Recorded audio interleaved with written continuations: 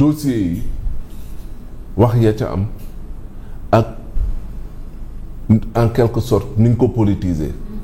xam nga bu fekkoon ne rek c'est dans l'ordre normal des choses yoon dafa war a def liggéeyam. loolu kenn werante wu ko.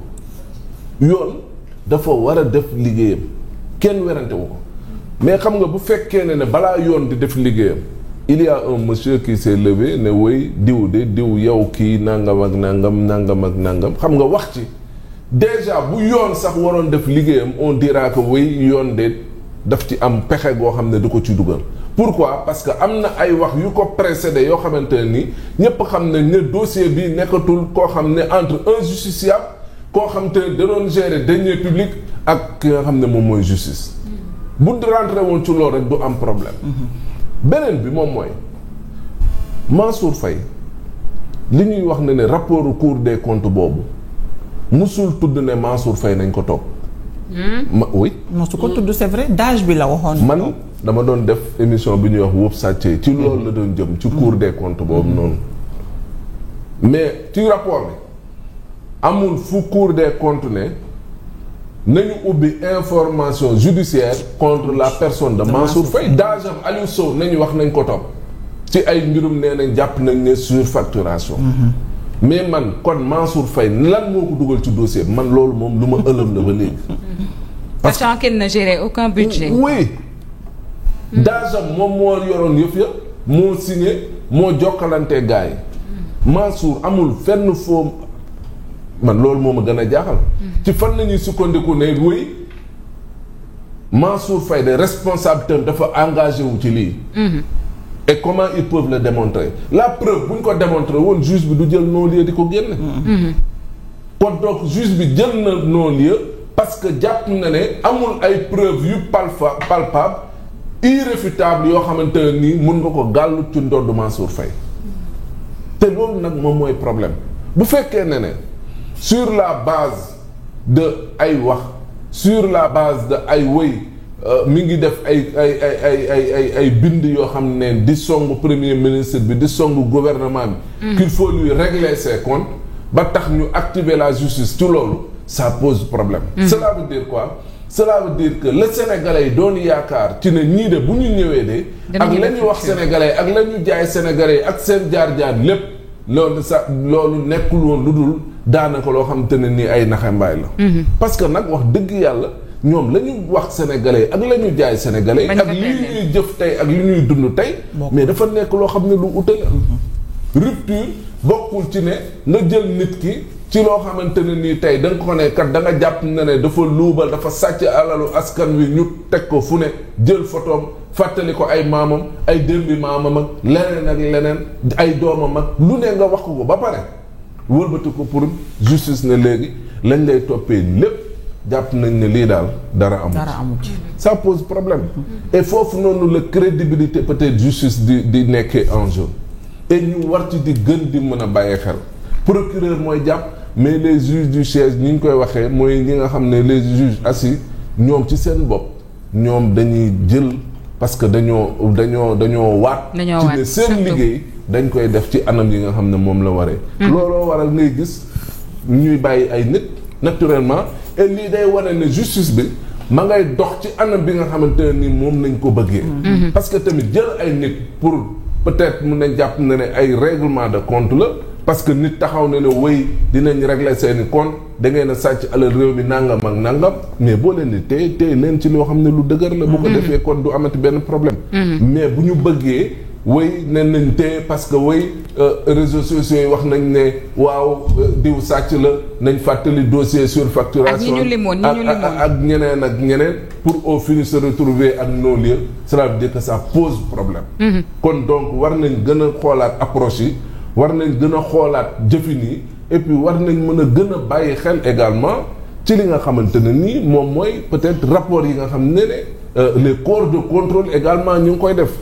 parce que bu fekkee ne Mansour Faye tudduñu ko ci man jàpp naa ne Cour des comptes même bu ñu justice jëlee ne dafa bëgg a jël ki nga xam ne moom mooy Mansour Faye dugal ko ci dossier bi Cour des comptes waroon na mën a taxaw comme ay magistrats ñoo fa nekk ne ñun en aucun moment imputé wuñu benn responsabilité Mansour arrêté leen loolu ku ñu leen topp loolu moom mooy sondage topp leen daaj bi bu fekkee li ñuy wax li am na bu amul s'il démontre le contraire ngeen bàyyi ko mu dem ñibbi. Et puis moom li ci inquiétant mooy on fait non seulement perdre du temps à la justice pour vraiment ces affaires de jugement là, mais aussi on fait perdre du temps à l'accusé qui passe pour la plupart du temps plusieurs mois ci biir kaso bi pour se retrouver devant un non-lieu. Nafi sa cax bi rafet na trop. Guy Marius Sagna le 19 avril. Le 19 avril dafa bind ci page Facebook am mu ni ceux qui pendant le Covid-19 ont acheté 8000 tonnes de riz à 18 milliards de francs CFA, soit 112 000 francs le sac de 50 kilogrammes. Kilo bi. Autrement dit, le kilogramme de riz à 2250 francs. On le toupet de parler de vie chère. Certains dans ce pays ne devraient plus parler de vie chère. Jour bi Mansour Faye dafa bindoon ci page Facebook am dund gi ni mu mettee affaire bi ni mu chéré. moom mu tontu ko lii. sama question xam nga lan la. Guy Marius Sagna lu muy wax waa koñ ba. ak ñeneen lu muy teg suñu loxo. alors rek ak est-ce qu'il a les preuves de ce qu'il a écrit là aussi parce que dafa yomb torop moomoo ku jug rek 2 temps 3 mouvement nga dem sa Facebook posté ba pare il poste avec des chiffres yoo xamante ni nii ku ko lire danaan ça c'est du concret. c'est un député. Voilà maintenant c'est trop facile. looy wax waa koñ ba man laa bëgg a xam sois honnête quoi Guy Marius Sagna il faut que nga bindaat. il faut qu'il soit honnête. Non, il faut qu'il soit honnête. Dans la vie, il faut être honnête. Il faut que ñi nekk ci kanam que ça soit muy les gouvernants que ça soit muy les députés ñu honnête. soo bindee mbir accuser nit ñu xëy justice blanchir ko bindal. ne maa juumoon. j'ai été induit en erreur peut-être. toppal say loxo bindaat. gii da ngaa war a bindaat. yow gii man yow ku war a bindaat nga te du ma may jàpp li fekk bindaatoo.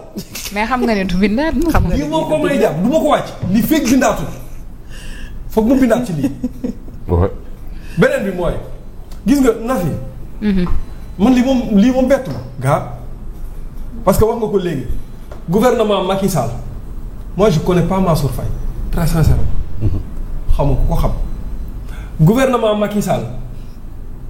Mansour Faye moo ci gën a jub ci gouvernement Macky Sall ba mu daj moom kese wax nga ko léegi. moo dem de képp déclarer moo def patrimoine déclaration de patrimoine de sortie.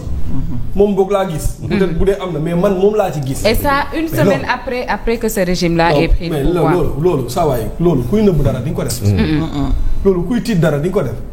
bi régime bi daanu Mansour Faye goro président de la République la ngeen yaakaar ni Marème Faye Sall def génn ànd ak borom këram génn réew mi ngeen yaakaar ni Mansour Faye bi régime bi daanoo ca suba sa mënul woon génn réew. waaw duggaale ca avion ba sax dem Maroc. duggaale dem s'il avait quelque chose à craindre. ah ouais léegi nag jël nañu gor yàq deram fu ne ci àdduna bi ñépp di wax sàcc la. doomam yi sax doo xam nan la ñuy dundee. bu ñu demee seen école nu ñu leen di xoolee. xale yi dem école. dañuy fàtte dégâts collatéraux yi. soxnaam doo xam nan lay dundee ci biir koñ bi yaayam mi nga xamante ni dafa feebar nan la ko doon dundee. c'est malheureux. c'est-à-dire il faut ñuy bàyyi xel goru deru gor yi ñuy yàq. loolu mën na def góomu deewaale ci nit ki. mën na def góomu baaxul dafa am ñoo xam ne tuuma xajuñu ci. ku nekk ak sa capacité d'encaissement moom. merci beaucoup léegi Mansour day man su ma doon moom xam naa ne day jéggale waaye su ma doon moom j'allais porter plainte pour dénonciation calomnieuse lañ koy tuddee xaw ma diffamation mais képp ku waxoon ci dossier bi en commençant par Serigne Saliou Gueye Guy Marius Sagna les journalistes de Sans Limites képp ku waxoon ci dossier bi accusé ma. Ouais. Mais c'est ce que je te disais tout à l'heure, c'est trop facile d'accuser des personnes comme ça gratuitement pour après s'en sortir. Et su ma bokkoon ci ay conseillers dinaa ne ko mu porter leen plainte. non oui peut-être du yegg fenn. mais il faut le faire. jaru ko sax xam nga. non man xam naa ne Mansour Faye am na esprit grandeur boobu du ko def.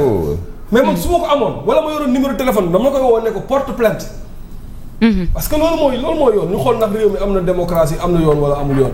beneen bi mooy il a passé combien de mois en prison. 4 mois justement chaque mardi su ma demee dinaa ko fekk ndeysaan mu sol yére bu weex boobu noonu toog téye téléphone bi nit ñi di ko romb mais waa Saint-Louis dañ fay fees dell yow boo rombee da nga koy gis rek muy toog di jël ak sourire bi ndeysaan. et li ma ci gënoon a neex mooy bi sax Marème Faye ne dafay cautionné mu ne moom bëggul ñu cautionné. pour ça dafa xam ne deful dara cautionnement mais teewul yàq nañ borom moo tax dama waxoon ne ñu bari ci régime bi ñoom justice ñorul leen xam lan moo leen ñor yàq deru góoru jàmbur yàqu deru góor yi ñoo leen ñor bu fekkonte ne justice moo leen ñor dañuy bàyyi justice def liggéeyam. Et la posture du procureur Momo dans cette affaire-là parce que je ne vois pas l'idée ou l'esprit d'interjecter appel sur ce cas-ci. Mais procureur dépend de qui.